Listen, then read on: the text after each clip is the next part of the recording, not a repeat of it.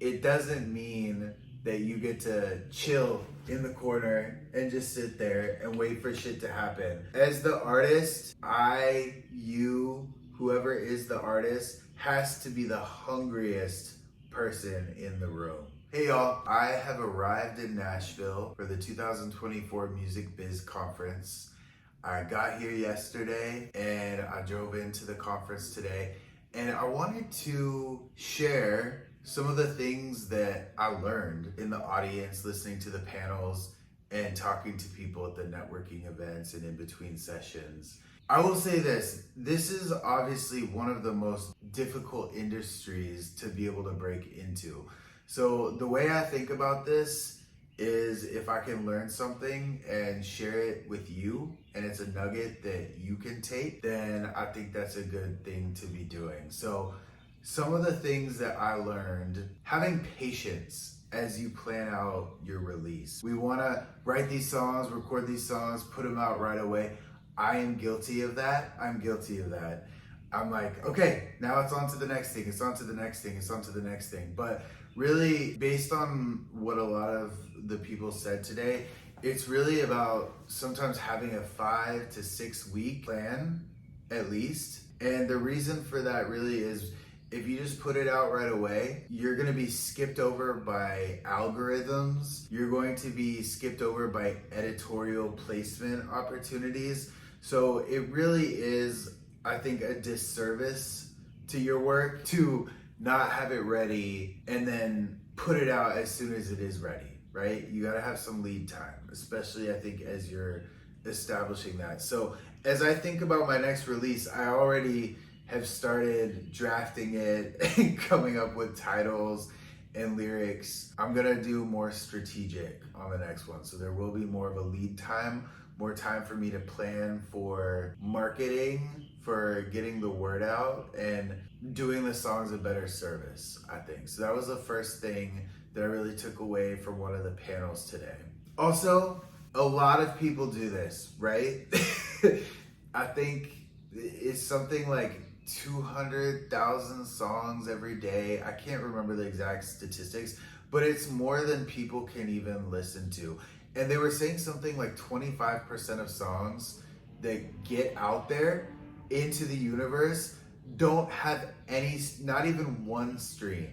So there's all this content, and there is not enough people who are breaking through. So really, the whole mindset that I'm thinking about as I'm doing this is, why?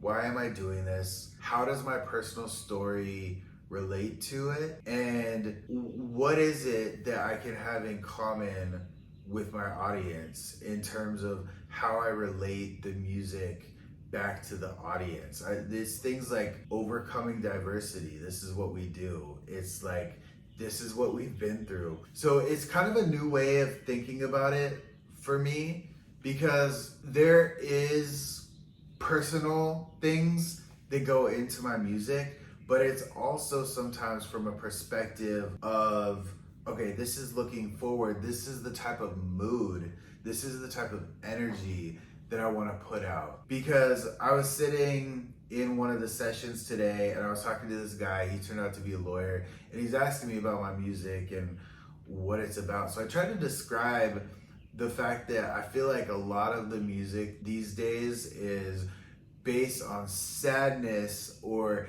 anger. And of course, there's room for that. People relate to that, and people can get fired up around that, myself included. I love a good sad song that can get me in my feelings about a present or past relationship. But I think there's so much of that out there that I'm trying in my music to always, as much as possible, portray a spirit of optimism and looking forward and letting go of the past. And so I really describe my music that way. And when I'm writing it, I really do try to put that into it, because even if it comes from a place of pain, and I think that almost every song, no matter how happy it sounds, I think there is some underlying pain in it, including in my songs. But I try to frame it in a way that is uplifting and optimistic rather than, oh my God, you did me wrong, or I'm heartbroken, or you fucked with me. Like it always, from my perspective, has to have a message of looking forward and looking at things through a lens that is productive in moving forward, if that makes sense. So that was another thing, but I really did start to think about, okay, yeah, that is important to think about. What is my why? What differentiates me from other artists? And what is my message that people can relate to and say, yes, that's me as well? So that's an interesting thing that I'm giving a lot of thought to. Another thing that I thought was really interesting is about having your own ecosystem. And I have not done a good job of this yet, but meaning pixels to bring data into your own purview, email addresses so that you can contact your fans directly, text messaging. And the reason for this is a lot of people have built their followings on something like TikTok, and they've spent years building this following and really developing it. And the problem is, what happens if TikTok goes away and that infrastructure is gone? So some of the advice that I heard today was about putting it into your own hands, having your own ecosystem, and really being that entrepreneur who's in control. There also was a whole session today on mental health and how with artists, that can sometimes be the last thing that you take care of. You have all these things to do. And I think it's a real issue that people should be talking about, and there should be more resources for artists to have mental health services. I would say for me, the songwriting itself is my mental health therapy in a way. I think it's very therapeutic. I know that that is something that is neglected, and if you're trying to come up as an artist and you don't have access to those things, it really is something that could be last on your list. So I don't know what the solution is, but I just want to send a nod that that is a very real thing. And I'm sure sometimes songwriting can't be enough to solve mental health issues, but I wanted to mention that because I thought it was really interesting, and it's something that they did an entire panel on. There was this session on collecting royalties and mechanical royalties specifically. There's a free resource that I was never clear about before, why I needed it. And it is a resource called themlc.com. And they can help you to collect your mechanical royalties. If you work with a distributor like CD Baby or DistroKid, like I have, that company, which is a free service, can help you to make sure that you're getting your royalties that you are owed. And that's really important. And even though I caught the tail end of the session, I still was just writing it down like as a, okay, I'm gonna look into this. But I actually talked to somebody from Warner Records after that session. We were at the happy hour, they were having performances and stuff. And she was like, no, Paul, as an independent artist, you absolutely have to register for those mechanical royalties. So that is something that I have not done yet, but that I will be doing. I think it's important. We gotta get the money that we're owed from those streams, right? And I'll just say there was conflicting opinions, as there always will be, about at what point an artist should have a team that they work with. Somebody said from the very, very beginning, you need your team. Somebody else said, no, until you're making X amount of money, I think they said like 100,000 or 150,000, it's not worth it to have a team.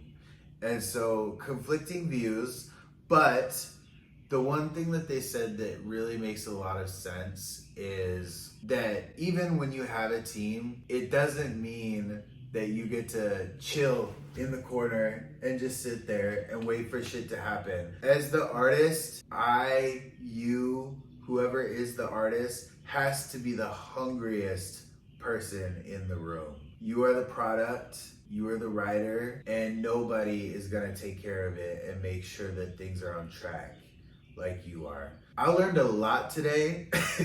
I'm still processing everything that I learned, but I wanted to do a series based on what I'm learning at this event.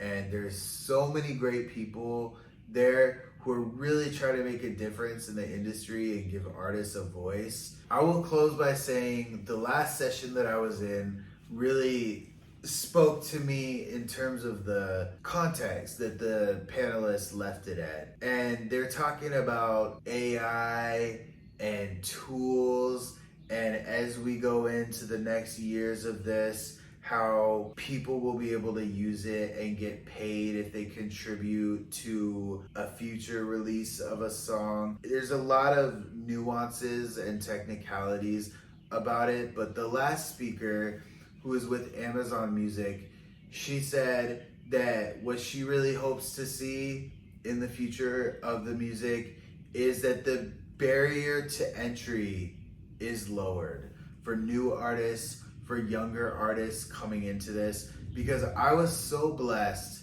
to be able to, save money and have some set aside so that I could invest in myself and the growth of this. But not everybody has that. And especially young people and people who are brand new to the industry, have not made a dollar on music yet, it can be a really overwhelming and expensive barrier to entry. So I love the message of that. We got to use this technology and the future of the industry to be able to make it easier for people to compete.